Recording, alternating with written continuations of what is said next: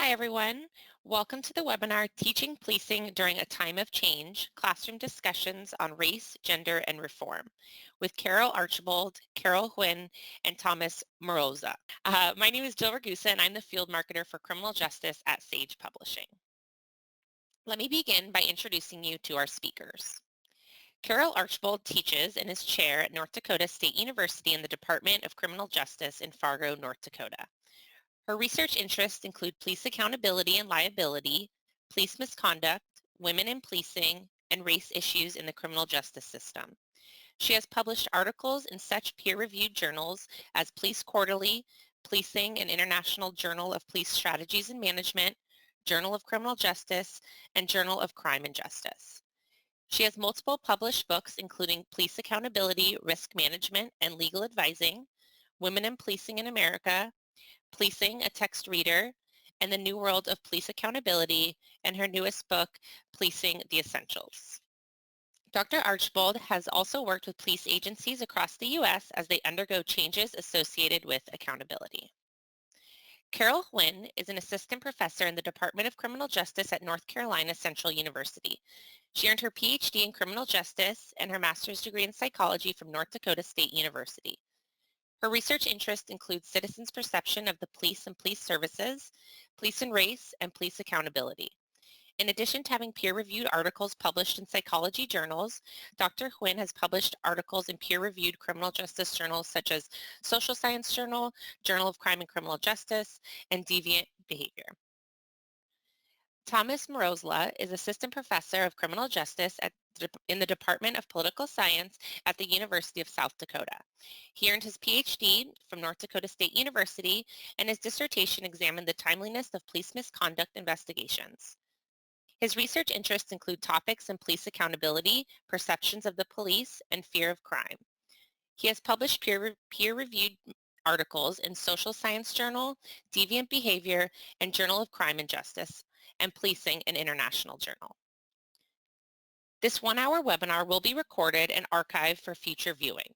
We will be sending out a link to view it and access the slides to all registrants in the coming weeks. If any of you have any problems with audio or viewing mode during the webinar, please use the Q&A box at the right of your screen and one of our helpful team members will get back to you ASAP. At the end of the webinar, we will have some time for Q&A from attendees, so please also use the Q&A box to ask any questions to speakers throughout the webinar. Please also take note of the webinar hashtag #SageTalks, and feel free to ask questions or leave comments there. Without further ado, I will pass it over to our speakers.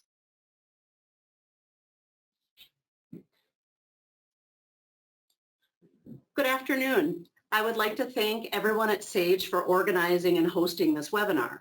I would also like to thank everyone who logged on to participate in the webinar. We really appreciate it.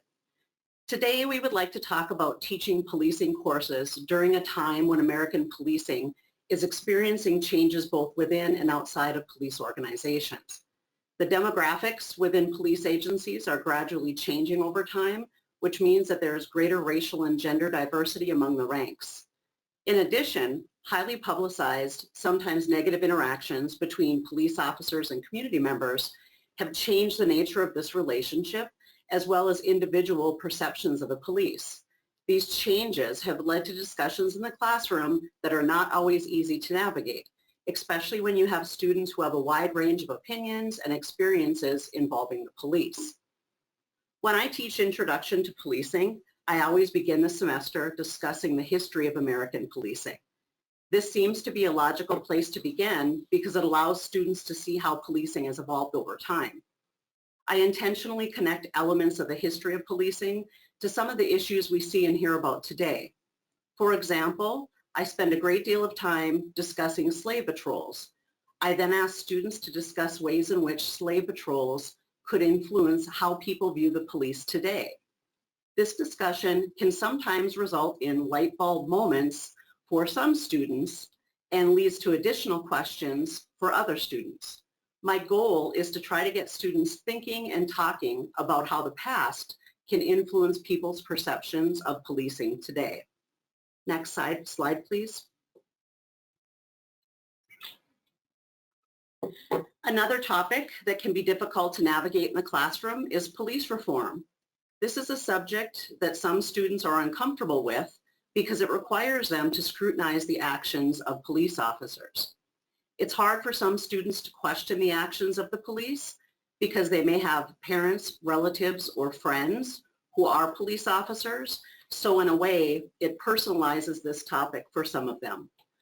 One strategy I use when talking about police reform is to discuss reform in other professions. This demonstrates to the students that reform is something that occurs in many professions, not just policing. In a way, it normalizes this issue and makes them feel less uncomfortable in some cases. I also talk to students or ask them to discuss why they believe police reform is necessary. I use video clips to show students examples of common reform strategies used by some agencies in the U.S. We also talk about the pros and the cons of these approaches to reform. And finally, I think that it's important to discuss how police reform benefits not only citizens, but also police officers and police organizations. Media reports that many students watch or consume usually focus on the benefits of police reform to citizens, but not police officers or police organizations. By talking about benefits to officers, students who were uncomfortable about being critical of the police realize that police reform can be a good thing for all parties involved. This is especially important for those students who aspire to careers in policing after graduation. Next slide, please. Sometimes topics such as police reform can uncover somewhat polarized views among students in the classroom. Usually there are students who can easily scrutinize the police because of past experiences with them directly, or if they have family or friends who have had negative interactions with the police. And then on the other end of the spectrum, there are students who do not want to hear anything critical of the police. I think that it's important to allow dialogue from both perspectives so that students can try to understand why other people feel the way that they do about this topic. There are or have been instances in the past in my classroom where the conversations get somewhat heated.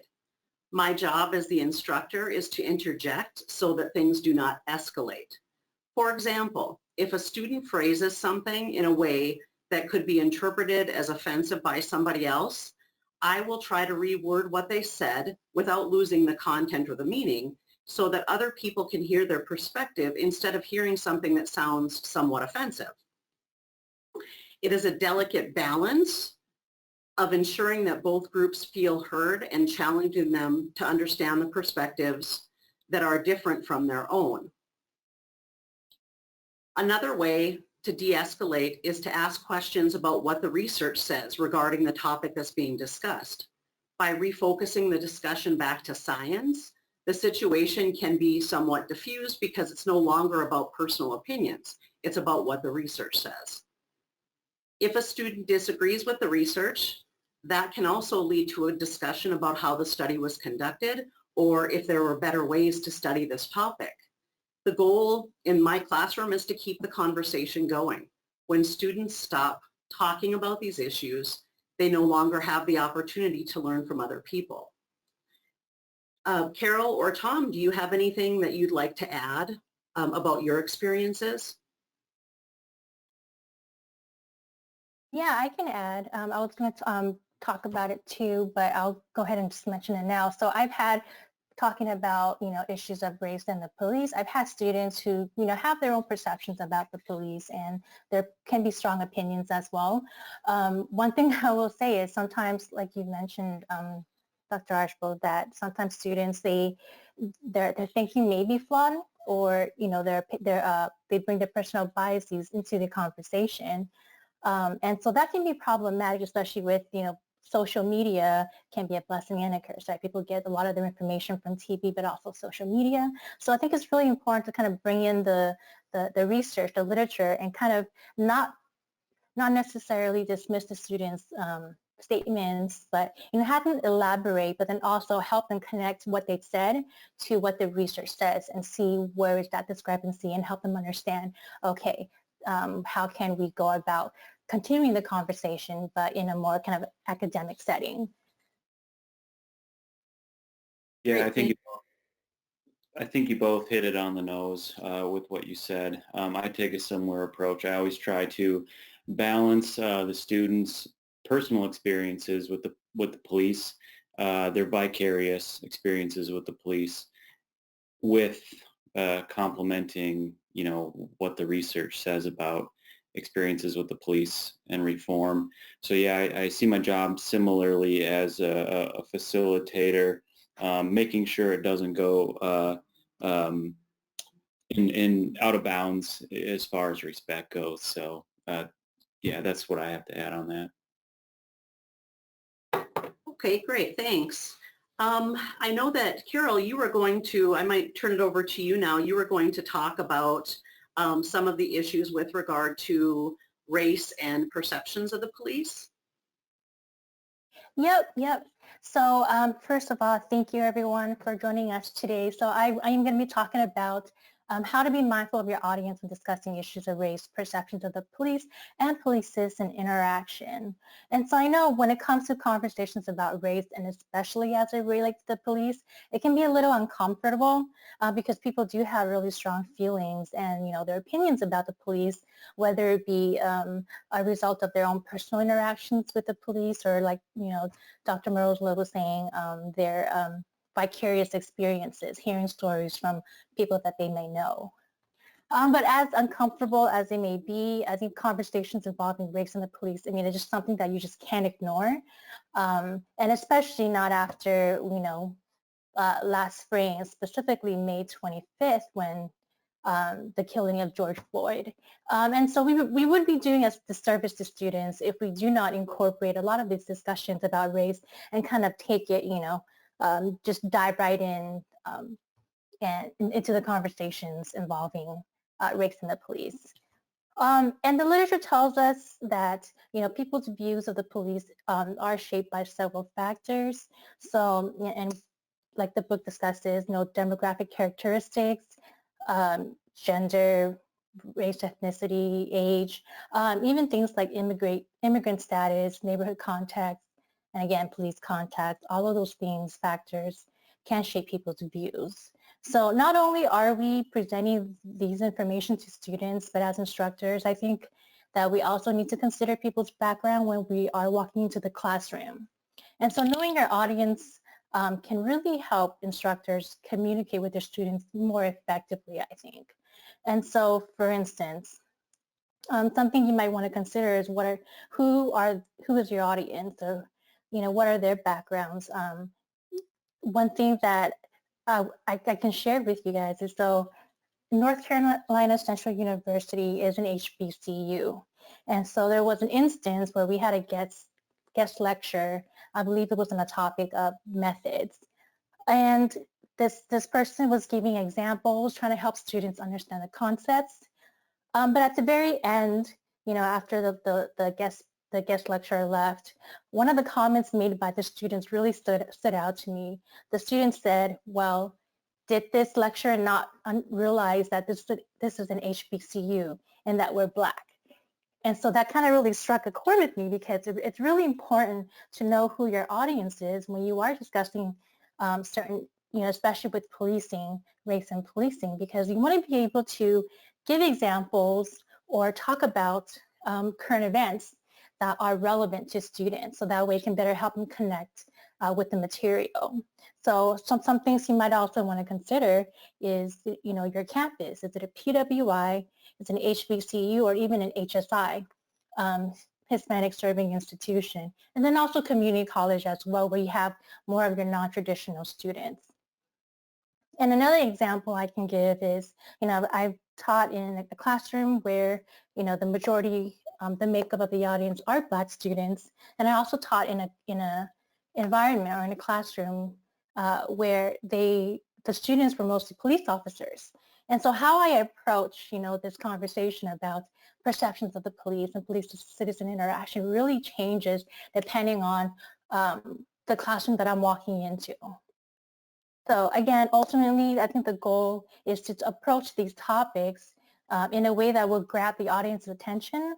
And so using examples that are relevant and not being afraid to just talk about race in the police, but doing it in a way where you're making sure that you're being considerate of who is listening to you. And sorry, my computer froze a little bit. And then also, like Dr. Carol Archbold had already mentioned, sometimes there are students in the classroom who have strong opinions, especially if you have a mixture of students. Again, I've also taught in a classroom where I had, the traditional students and students who are non-traditional, who are police officers or who are former police officers, and their ideas or their perception can get pretty tense.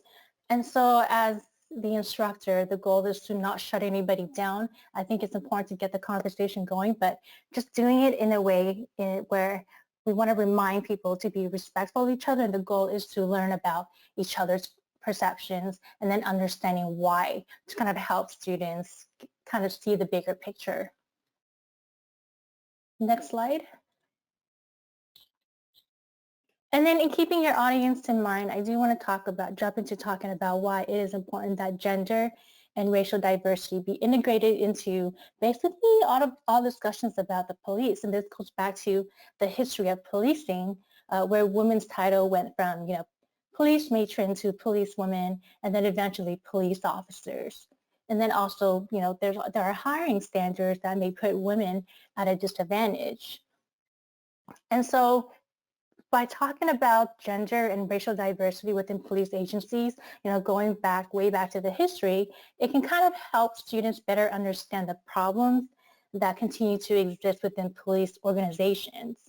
So we know that that women, I believe the percentage of women in sworn positions in large agencies hovered around 12 to 13% since the 1990s.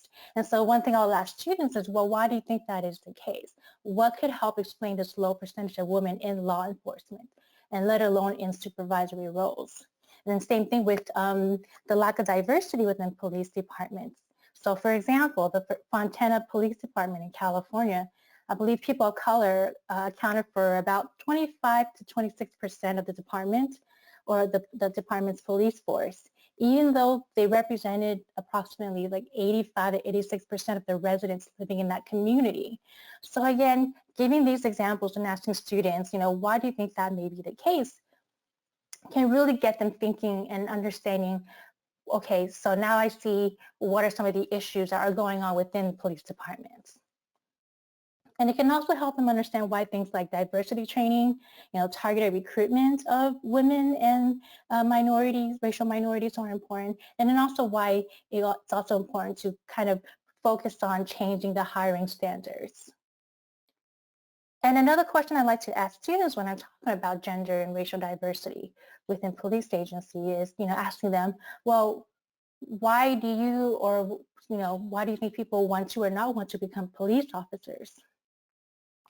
And in asking that question, I've gotten answers like, I just don't think people would take me seriously. I believe it was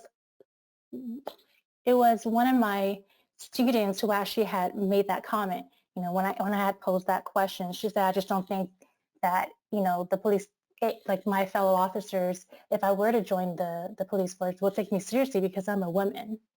Next slide, please. And so we hear a lot of, so eventually that goes back to this idea of there being a police culture. And so we hear a lot about how the police culture may be the source of all the controversy surrounding the police, things like secrecy, solidarity, and so forth. And just to be clear, the word culture refers to the behavior and beliefs that are characteristics of a particular group. So dedicating time to talking about the low percentage of women, right? The lack of racial and ethnic representation within police departments can help students understand why the dynamic within police departments or, this idea about police culture is the way it is, and perhaps how it can be changed, or why it might be hard to change. So there's this saying, blue is blue, or does the person shape the job, or does the job shape the person? So again, starting this conversation from the very beginning, with talking about the history of policing with women and the lack of representation of racial and ethnic minority can help students kind of understand all these problems that continue to exist, and also with this idea of police culture. And so just to sum it up, gender and racial diversity should be discussed often and as much as necessary when it comes to anything related to the police. And it can help students to really begin to understand why police culture exists and why things like diversity training, targeted recruitment, and changes to the hiring standards are necessary. And I think that's all I have. Is anybody, Dr. Carol Archbold, Dr. Thomas Mendoza, do you guys have anything to add? I think that with regard to looking at race and gender in policing, I agree with you that the history is so important. I always, sometimes students are not interested in history per se, but when you start making those connections between where we are today and some of the issues that we've dealt with in the past, I think that it begins to sort of make those connections for them, and suddenly the history doesn't become as boring. And so I completely agree that it's important to sort of recognize how policing in America is changing and how that's going to impact ultimately the individuals who are in the community receiving those services. Yeah, and I think it makes the conversation less intimidating, because if you're starting to talk about race from the very beginning, it becomes the norm within the classroom, because I think talking about race issues is not something you can just do in one lecture. It should be a process that starts in the beginning, and so it just makes it that much more comfortable for students, I think. Yeah, for sure. And I would just add, I appreciate you bringing up recruitment, Dr. Wen. I think there's a lot of police departments now. You mentioned that the percentage of women and minorities is sort of plateauing out as far as recruitment goes, and that's even more so as you move up the supervisory levels. And I think police departments are going to have to think quite a bit about how to reach a new generation of people, women and minorities too. In my classes, I try to, I think many students come in thinking we're just going to talk about like the macho things about policing traditionally, right? Like the driving cars fast and shooting guns, things you think of or when you hear, see when you watch TV. But I always try to tell them like policing, is in some places and should be in all places an intellectual profession, right? Where people of all genders and races ethnicities can come and do well, right? Because we know that a lot of the work the police do does not have to deal with those things, those traditional things we think of with policing. So I think that's one part of improving all this, connecting, recruitment and teaching about it in the classroom to actual practice. That's what I would have to add on to the discussion. But I'm really glad you brought up recruitment.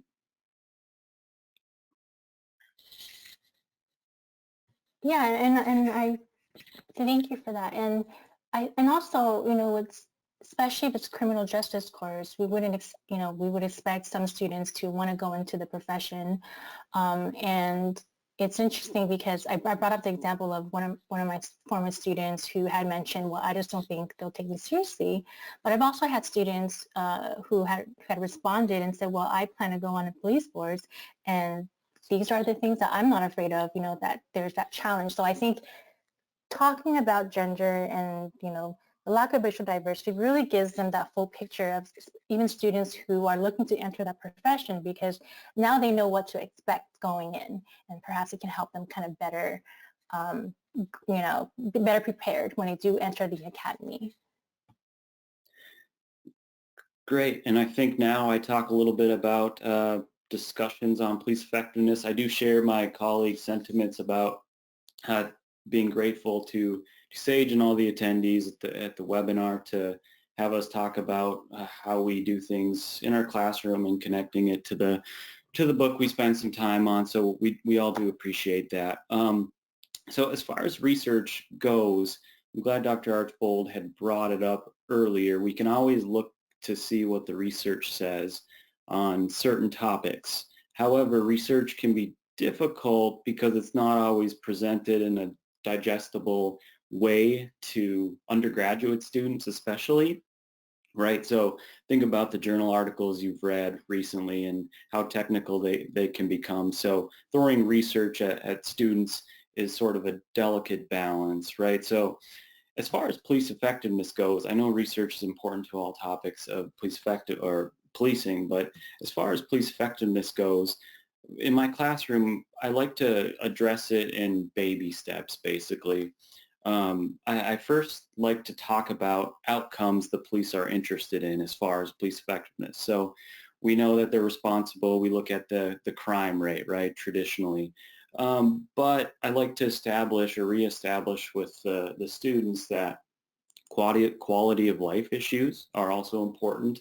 Fear of crime, citizen satisfaction with the police, those are all ways that we can look at the police as being effective, right? It's going to depend on that. And that's going to shape what research questions look like. And it's going to shape the research design, right? So based on those outcome variables, I like to have a discussion with my students. Well, if it's crime that you're interested in, where might you find data on crime to see if police are effective in a certain area, right? Or if it's fear of crime or citizen satisfaction that you're interested in, where might you find data to answer your research question about citizen satisfaction or fear of crime? That might come from surveys or observations. In a class or when we talk about research, I like to spend some time on discussing independent and dependent variables. So you're dependent, you're talking about crime, citizen satisfaction, and fear of crime, things like that. But then I'd like to talk to them about, well, what are the independent variables or the factors that might affect crime or fear of crime or satisfaction, right? To just get them sort of exposed to how answering or formulating questions and answering them works. Spending some time discussing cross-sectional versus longitudinal research matters. When discussing experiments, we sort of turn to experiments when we think about police effectiveness. So I start with the Kansas City Preventative Patrol, right, to talk about how they split things up between beats, and that gave us sort of an experimental basis on how preventative patrol works. And sort of these baby steps, right, add up to the larger picture of what works and what doesn't work in policing. So then we can go to, our library database or Google Scholar and or our textbook and look at what works and what doesn't work. And sometimes I'll ask them to go find an article and highlight the research question, their data, right, the different variables they use, if it's cross-sectional, longitudinal, and then the findings. If I feel like they're nailing it, right, I'll have them basically outline maybe their own study. What are they interested in as far as police effectiveness? What are their variables? What are their research questions? And that seems to, get the message across or work towards the goal of understanding like what is the body of research and what happens within each sort of study that scholars undertake. That all can be very difficult. There's other ways to sort of introduce research into the classroom. Public criminology is becoming a bigger a bigger thing right now. There are a lot of criminologists, policing scholars on Twitter who post about their research in a digestible manner, which I really appreciate too, because then I can relay that to my, if a study had just come out, right, I can relay that to my students pretty easily. Op-eds over the past couple of years have also been pretty influential or a growing thing in policing and criminology. Right, there's a lot to say about police effectiveness and other issues in policing right now that are backed up by research, and even if it's a piece on advocacy, right, that can still be backed up by research. And as far as assessments go in my classroom, as far as introducing research and discussions about police effectiveness, I've done papers, I've done tests, but I've really enjoyed recently doing assignments like infographics that aren't a full-fledged paper, because that can get quite a bit when you have 30 to 50 students, but infographics are a quick way to sort of for someone to consume some information about research. Now that all has to be researched by the student, but as far as presenting it, I think and assessing how they view research or consume it themselves is very helpful. So those are just a few ways how I try to incorporate research into class discussions, not only on police effectiveness, but other topics as well. So on the next slide, I'll talk about why it's important to discuss how some police operations can disproportionately impact communities of color. We've talked about this, or we've seen many instances of this over time, right? We often think of over-policing. So in my classroom, when we're talking about police effectiveness, we talk about broken windows, right? What's the underlying mechanisms, what we expect, how that has turned out in certain neighborhoods, zero tolerance policing, right? Stop and frisks. Those are all aggressive policing strategies that have been experienced differently by communities of color. And research tells us that this over-policing can lead to legal cynicism, right? We talk about the no snitching or stop snitching culture. Ultimately, over-policing can erode legitimacy, erode trust, and can affect crime rates and allow the police to become ineffective at those things I previously mentioned on the last slide.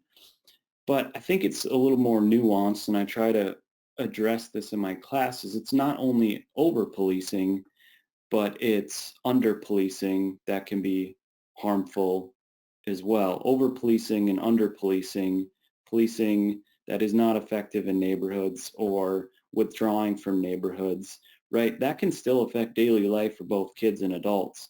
As the research tells us, it leads to grief for people and residents feeling underdeserved. So we get to this topic of leads to debates about defunding or refunding the police, right? We know that defunding the police can leave people feeling underprotected, right? And I think that this is often missed in the narrative, and I like to address this in my classes, that you can have unfavorable interactions with the police, but still understand there's an important role for the police in these neighborhoods. So I like to just pose questions for discussion in my classrooms, right? Using what we know about police effectiveness, how might the police improve in communities of color? Because a lot of research tells us that, in these communities, it's not always that they want the police to disappear, right? That's what we hear when people advocate after major incidences, but research tells us that many people feel unprotected when the police aren't in their neighborhoods. Many people want to be protected. So I try to be as nuanced as I can when we're discussing, police effectiveness and strategies in different communities. Next, I will be discussing helpful tips to include current events into classroom activities and assignments centered on police effectiveness, such as defunding the police. eliminating low-level traffic stops. So connecting this to police effectiveness, I really like to try to find real-world problems happening in places around the United States. So, you know, recently over the past year, we've seen an uptick in violent crime, especially homicide due to issues with the pandemic and unemployment and George Floyd, a number of things, right? So take homicide, for example, in certain cities.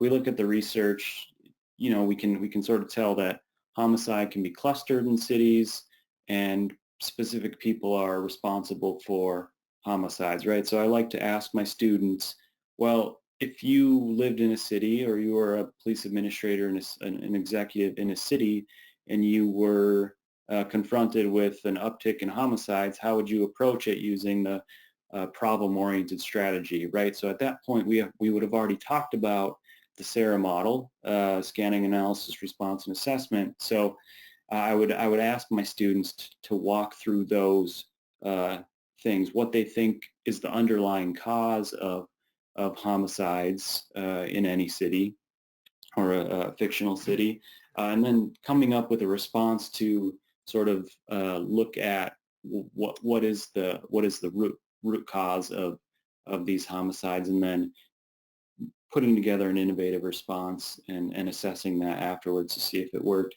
So I really like to pick different different things, and they can be serious things like homicide, but they can be sort of a variety of different things. Last spring, I remember watching the news. So I'm from Fargo, and there was a news story about like these kids where they called the wheelie gang or something. They were riding their bikes into oncoming traffic, doing wheelies and stuff. So it's not something you'd always think about when being a police officer. But I gave the students that problem and would ask them how they sort of approached problems with adolescents, that specific problem, and walk me through the scanning, analysis, response, and assessment. How could you fix this without resulting to settling with a traditional response to policing like citations and arrests, although those things might be important. But I think it's also important to, you know, like I said earlier, Twitter has a huge amount of criminologists and policing experts that talk about problems that they're working on, current events that they're working on. So public criminology is important for bringing into the classroom to make that connection. Op-eds are also important, like I mentioned. But as far as like, I know on the slide we have defunding the police. I think it's important to have an open discussion about these things, not necessarily lecturing, but having some think, pair, share things, because when you talk about defunding the police, that's going to mean something specific for different people, right? So for some people it might mean abolish, for some people it might mean reducing budgets or being critical, others it might mean moving money. I think it's important to, I was always surprised right away when students are talking. They thought they were going to disagree on things, but as they talked more with each other on a topic like defunding the police, they reached a point where they figured out they were almost talking about the same thing, and that can be applied to low-level traffic stops or any other sort of current event thing happening in policing. But those are just a few ways I try to include current events, and keeping the students on their toes, I think, is important, not falling back into lecture.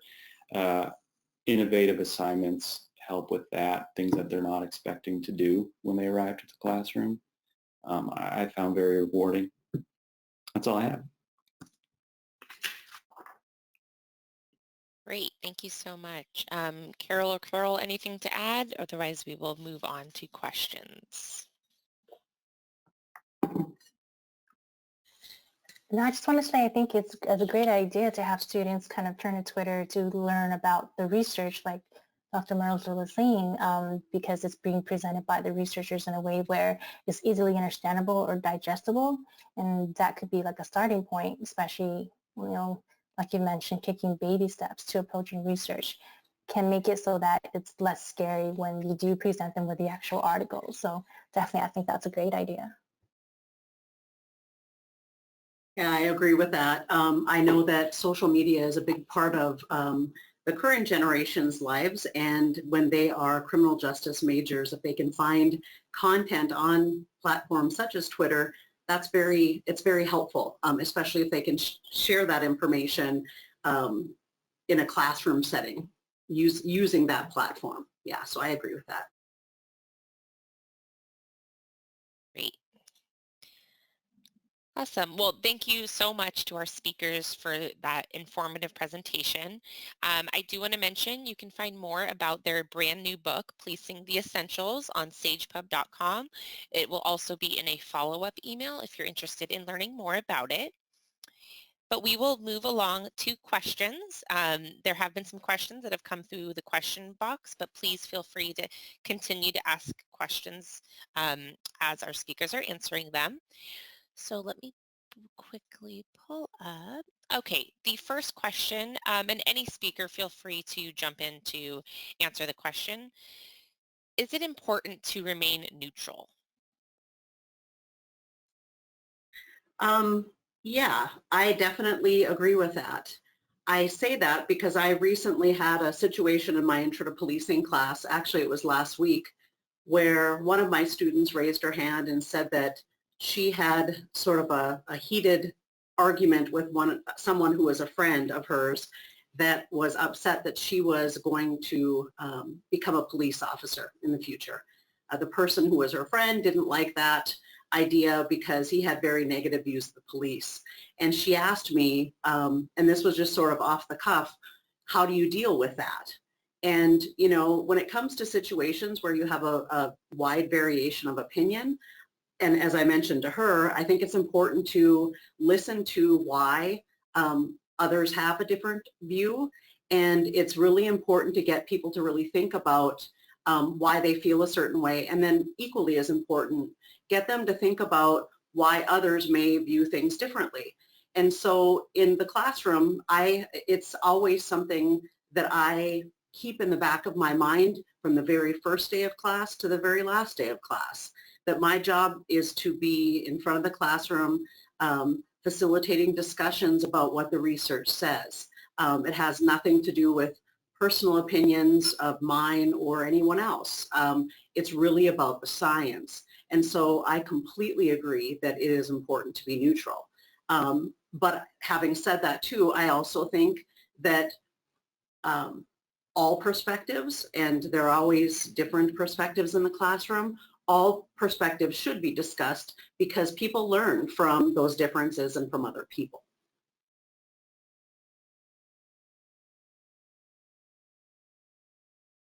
Great. Thank you so much. Hi, everyone. I'm going to jump in. I'm Josh Perigo. I'm the acquisitions editor at Sage for Criminal Justice. And so I've worked with this author team now fairly recently. And since we have two Carols on the author team, I often refer to them as Carol A and Carol H.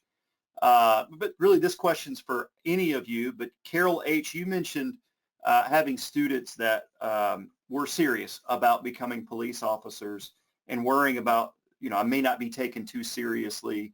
There was a really good question that someone posed early on in the presentation about good strategies for instructors to encourage students to apply for police jobs, especially in this age where there's more awareness of issues going on.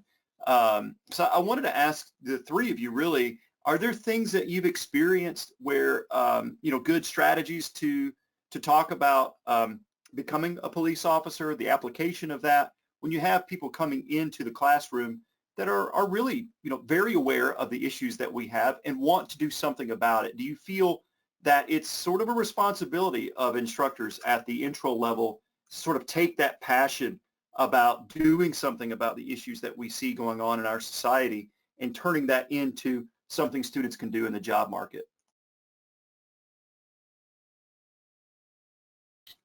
Yeah, so I do think it's important to kind of present students with as much information as possible regarding, what they should expect within the police academy. And in terms of what the research says, but I will say that the student that I had that was going into the profession, a lot of times, just based on my interaction with these students, that they already have some idea on what to expect. And so I think my goal is to give them something of value that they may not have expected, because a lot of times they're wanting to go into the profession because they know somebody who's in it, or, they already have some sort of connection. So giving them that extra information that they may not have gotten from, just talking to somebody who that they know that it's in that are police officers.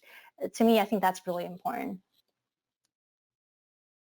Yeah, I agree with that. And, when I ask my class at the beginning of the semester how many want to be a police officer, there's a few hands. But then when I ask it at the end of the semester, there's a few more. And I think that has a lot to do with the content that us as instructors present, as far as what to expect and what policing actually is in practice. If I would say that if you have an internship program at your in your department or your university, try to use that as a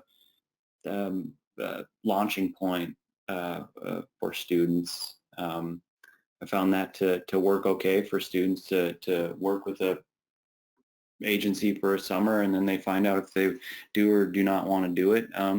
It helps to form relationships with the police departments that you are within in the area that you work. I'm fortunate enough to do that too, to have people come in and talk about policing, to sort of give that perspective, because we can talk about research all day, but sometimes it helps to have a police officer talk directly to students too. Great, thank you for that. We actually did have a comment come in the question box that says, I'm a woman, former police officer turned academic. I just wanted to mention that having local police officers come to the class for a candid discussion in a safe place has been very productive for those who have the opportunity. So that goes exactly along with what you were just saying. The next question that came in, how do you get away from the critics saying teaching race is about teaching critical race theory? I'm glad that somebody asked this question, and I say that because when I was preparing this class for this semester, given everything that's happened in the last couple of years, I definitely think that it's important to not shy away from issues related to race. And I think that one of the things that I always tend to focus on is not necessarily talking about things from a political standpoint on any level. I really think that because this issue of critical race theory, it has become so politicized, I think that it's very important to sort of stay away from that whole politicized element.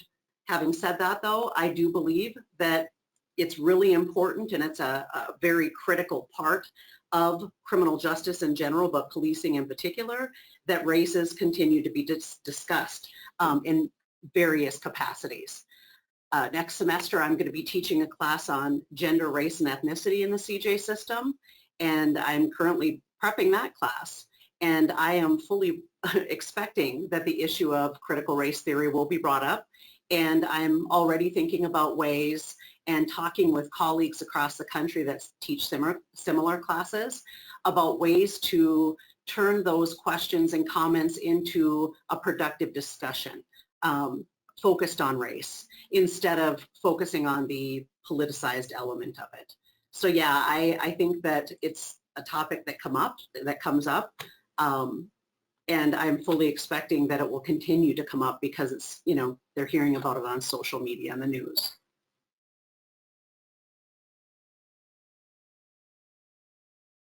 Great, thank you. Jill, How do you? I'm sorry, Jill. I was going to step in.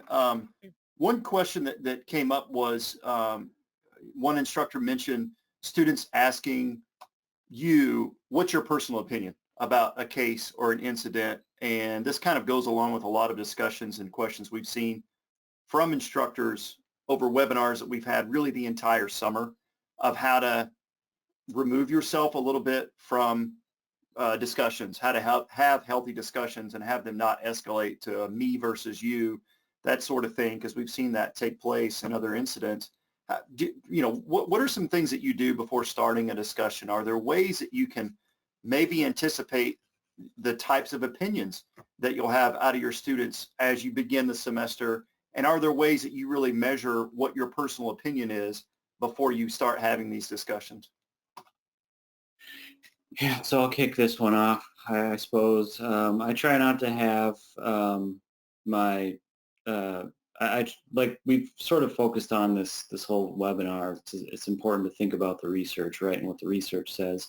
I always have a conversation with my students right off the bat that we have to be cautious about our knee-jerk reactions to things. So I think the way I approach it and the way I encourage students to approach it is ask as many questions as you can about whatever they're asking you about it, because that's how you learn. That's how you learn about, I guess, these incidents that happen. You ask questions about, where did this happen? Why did it happen? What are the policies, and what is the law say? Ask as many questions as you can, because I think that's one important neutral way to stay critical.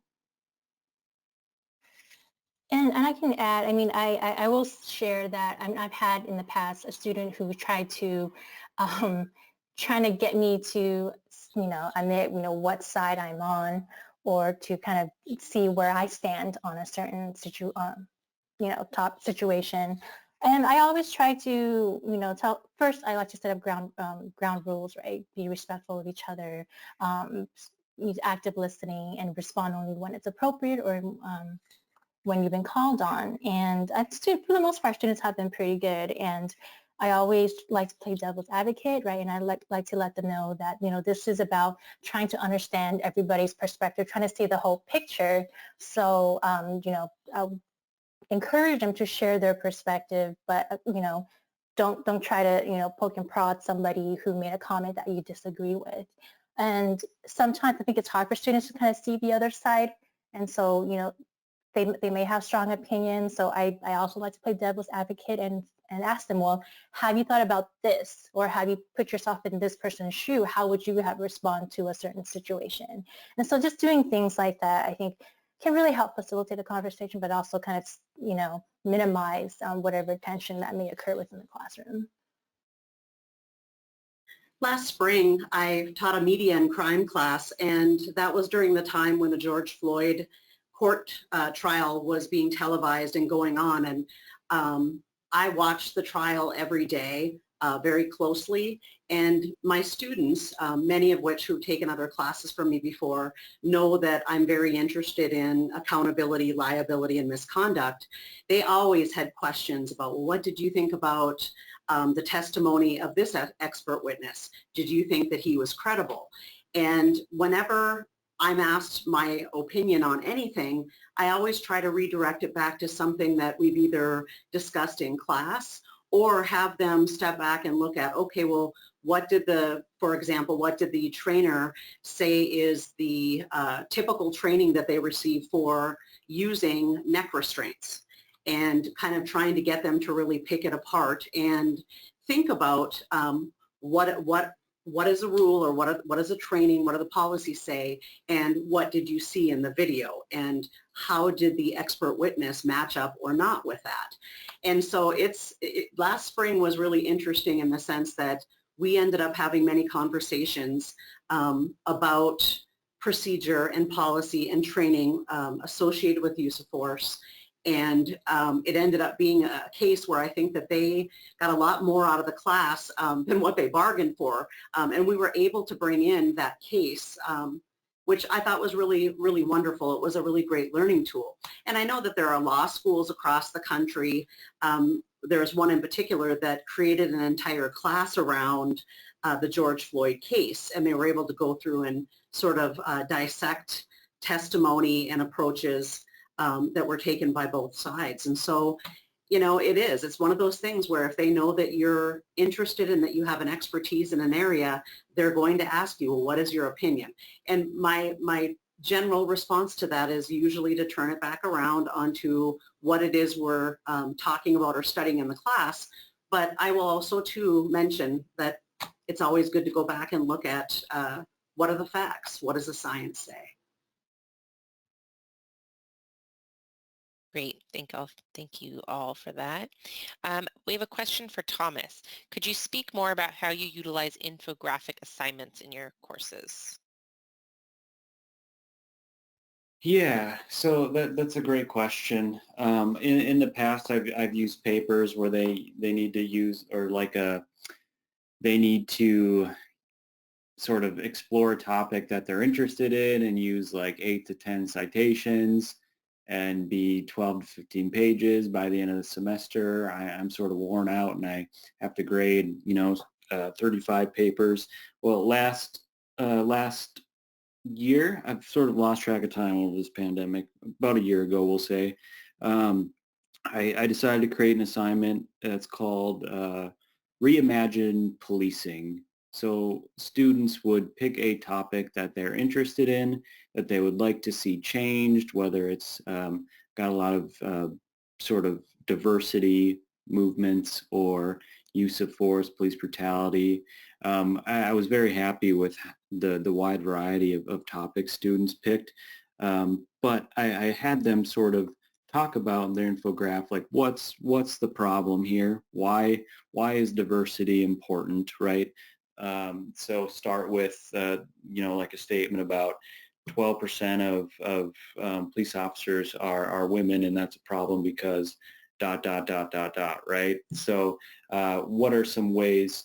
What are the root causes of this problem? Why is recruitment so low for women and minorities? And then what are their propositions? How do they propose we fix these issues? And then how would we know that our issues were fixed, right? So it was called Reimagine Policing, I believe, and they were really enjoyable to read. It was a lot of work on the front end, creating requirements for the infographics, but I had a better time grading them, and it left me a little less worn out at the end of the semester. But you can keep a lot of the same components of a paper can be transferred to an infographic. I found out, and I'm happy to share those resources with anybody. This question, maybe Carol A., you could take this. Carol Archbold, you could take this since you brought it up. Someone asked, do you have recommendations for criminal justice focused readings or resources that discuss critical race theory? You know, actually I don't, specifically that are labeled or titled critical race theory. And I think one of the issues with the discussion of this topic is that many people out in the general public, they're not even sure what it is. Because it has become so politicized, people are just kind of unclear or not sure about what it means. And so with regard to critical race theory, I can't really think of any specific readings off the top of my head, but when I'm thinking ahead to next semester in the spring when I teach the race, gender, and ethnicity in the CJ system class, if people in general are defining critical race theory as having discussions about how some social systems are set up to repress women and different racial and ethnic groups. Well, if that's the definition that people are going by, much of what I'm going to be talking about in that class is going to be focusing on that issue. So what I'm going to be doing is looking at the first contact with the criminal justice system, looking at police-citizen contacts and looking at it from a racial and ethnic viewpoint, and then literally just taking the research and talking about what they found, all the way through to the courts, looking at charging, looking at sentencing, and then of course looking at the correctional elements too. And so, you know, with regard to specific readings on that, where it's actually physically labeled critical race theory. I don't really have anything per se, but what I can tell you is that depending upon how people define it, and that's something that I'm going to have to talk with my students about the very first day. I'm not going to avoid the issue because they're going to ask about it, and this is an important topic, so it shouldn't be avoided. But I think that the first thing to do would be to figure out, okay, what is the definition we're working from here? Because that will help sort of guide which readings are going to be used. But for that particular class, I'm planning on using The Color of Justice, the Walker, Spawn, and DeLone book for the race and ethnicity portion. And they do a fantastic job of talking about the racial and ethnic differences throughout the criminal justice process. And so I'm not sure if I gave you a specific answer there, but my plan is to make sure that we're all in that class leading from a very similar definition of what we're talking about. Because when you hear people talking about critical race theory, sometimes they're way out in left field or completely off base with what they think that it is. And so that's going to be something that I'll have to clear up right away on the first day. What is it that we're talking about? What definition are we using here? But for me, I have a feeling that there's going to be people who may view critical race theory as any type of discussion that has to do with any racial differences that have to do with the criminal justice system. So I'm not really sure what to expect, but I'm trying to go in with a plan and an idea about how we can sort of approach the topic of race in policing and the CJ system in a way to where it's not based on these politicized ideas. Great. Thank you so much. So that is about all the time that we have today. Thank you so, so much to our speakers, and thank you everybody for joining us. In the coming weeks, please be on the lookout for an email that includes a link to the entire webinar, and you can share that recording with whoever you'd like if there's other people in the department that you think would benefit from this. Thank you again, Carol, and Thomas, for this wonderful presentation. Have a great day, everybody.